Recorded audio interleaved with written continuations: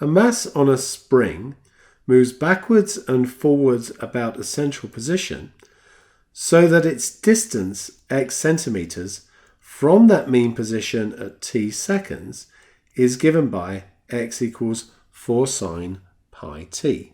So this is the central position, and it's going backwards and forwards here. What is the maximum distance of the mass from its central position? If you think about the sine graph, so it goes up and down like this, its maximum value is 1 and its minimum value is -1. So if it's 4 sine, it's going to go from -4 to 4. So this is just going to be 4 centimeters. What is the period of the motion? i.e., how long does it take for the mass to return to the start position heading in the same direction? If we come back to our sine graph up here, this is the period of the sine graph. We know that for a standard sine x, this is 2 pi. Since we have pi t in here, going from t equals 0 to t equals 2 would make this go from 0 to 2 pi. Therefore, the period is 2 seconds.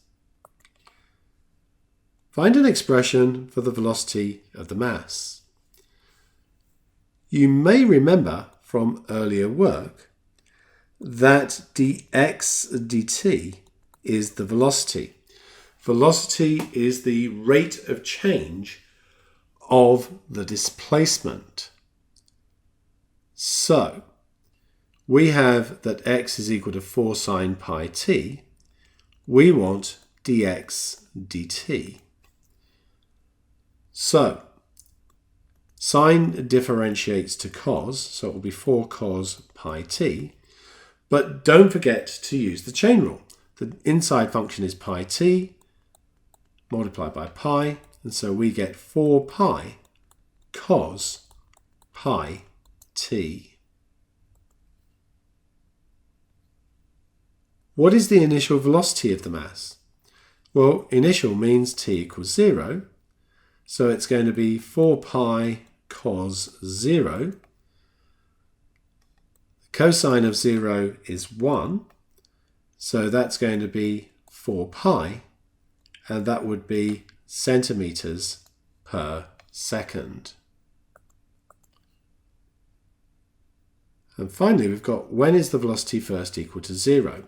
So in other words, 4 pi cos pi t, when is that equal to 0?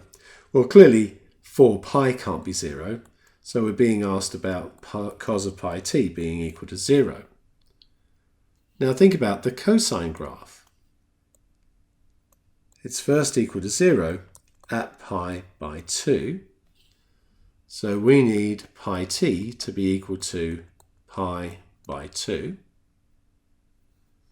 And that means that t is equal to 1/2 of a second.